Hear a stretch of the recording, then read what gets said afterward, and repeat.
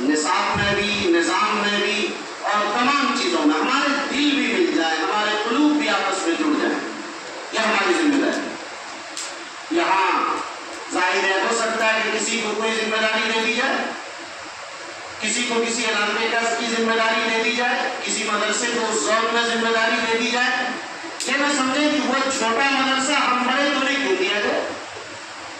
آپ یاد رکھیں کہ امام بڑا ہی ہو ایسا نہیں ہے، امام کے پیچھے بڑے بڑے بحرالعلوم ہوتے ہیں، بڑے بڑے اساتذہ ہوتے ہیں، بڑے بڑے مشائخ ہوتے ہیں، لیکن کسی کو اعتراض نہیں ہوتا کہ امام فلاں کو کیوں بنا دیا۔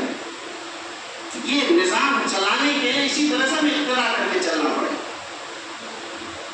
یہ وفاق مدارس کا یہ مطلب ظاہر ہے کہ ہمیں اس پس منظر میں دیکھنا ہے، اور ہماری جو ذمہ داریاں ہیں جو ظاہر ہم اچھی طرح اس کو بخوبی جانتے ہیں، کہ ہمیں ایک بات میں صرف اس حوالے سے کہنا چاہتا ہوں کہ مدارس اسلامیہ یہ ورکشاپ جو کیا گیا تربیتی، اسی لیے کہ اس کا نظام بلند ہو، معیار بلند ہو۔ ظاہر ہے کہ اس کے معیار کے بلند کرنے کا جو معنی ہے، آپ حضرات ذرا سنجیدگی سے اسے لیں، معیار کس چیز میں بلند ہے؟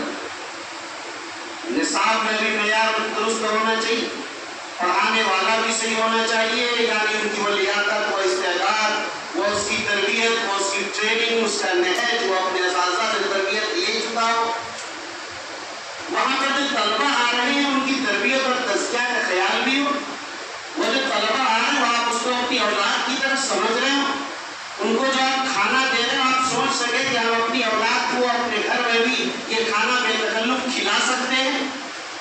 آپ جو ان کو ماحول دے رہے ہیں وہ ماحول، یہ ساری چیزیں میں اصل کہنا یہ چاہ رہا ہوں کہ ہمیں مدارس کے معیار کو صرف تعلیم کے اعتبار سے نہیں، تربیت کے اعتبار سے بھی، کھانے پینے کے اعتبار سے بھی، رہائش کے اعتبار سے بھی ساری سہولتیں دینی پڑیں گی۔ اگر نہیں دیں گے تو مدارس کا معیار بلند نہیں ہوگا۔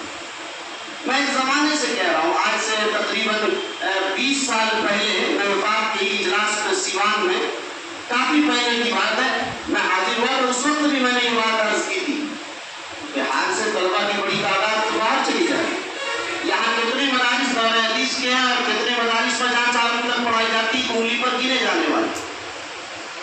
اور بہرحال یہ بھی چھوڑ دیجیے جو نورانی قاعدہ اور ناظرہ کے حفظ کے بچے ہیں، کیا ہم نے اس کے معیاری مدرسے کتنے ہیں اس پورے بہار میں؟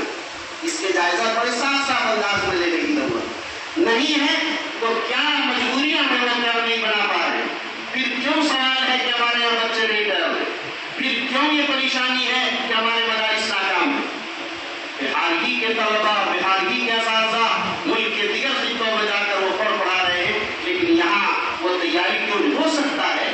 ہماری غربت، ہمارے افلاس اور دیگر چیزوں کی وجہ سے ہم وہ وسائل نہ پیدا کر سکیں اور ہر ضلع میں 100 مدرسے ایسے نہ بن سکیں، لیکن ہر ضلع میں 10-20 مدرسے بھی نمونے کے نام نہیں ہو سکتے۔ لیکن آپ بتائیے کہ نمونے کے کتنے مدرسے؟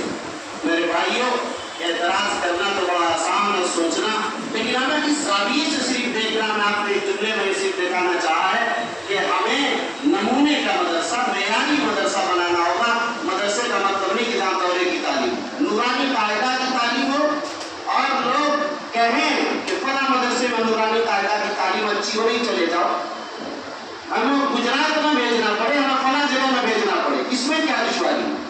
کیا حفظ کے مدرسے قائم کرنے میں دشواری ہے اس معیار کا؟